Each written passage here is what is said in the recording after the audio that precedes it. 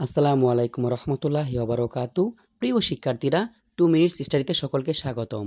আজকের ক্লাস আলোচনা করব তোমাদের বাংলা বইয়ের 107 নম্বর পৃষ্ঠার 5.2.1 বিশ্লেষণমূলক বাক্য তৈরি করি।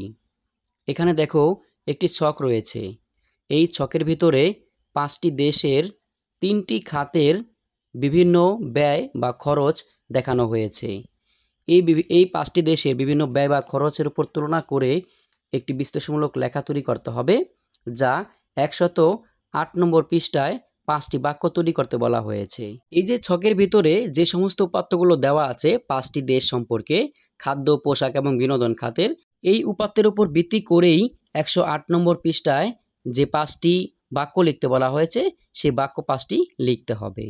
প্রিয় শিক্ষার্থীরা, তাহলে চলো কথা না বাড়িয়ে এই 5টি বাক্য কিভাবে আমরা উপাত্তের অনুযায়ী বিশ্লেষণ করে লিখতে পারি তা একটু দেখে নেই। 1 নম্বর বাক্য, সারণীর 5টি দেশের মধ্যে খাদ্য খাতে মোট আয়ের সবচেয়ে বেশি ব্যয় করে তুরস্ক। 2 নম্বর বাক্য, সারণীর 5টি দেশের মধ্যে খাদ্য খাতে মোট আয়ের সবচেয়ে কম ব্যয় করে সুইডেন। সারণীর 5টি দেশের মধ্যে বিনোদন খাতে মোট আয়ের সবচেয়ে কম ব্যয় করে স্পেন।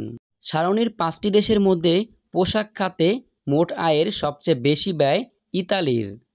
সর্বশেষ বাক্য, আয়ারল্যান্ডের মানুষ পোশাক ও বিনোদনের চেয়ে খাদ্য খাতে সবচেয়ে বেশি খরচ করে থাকে।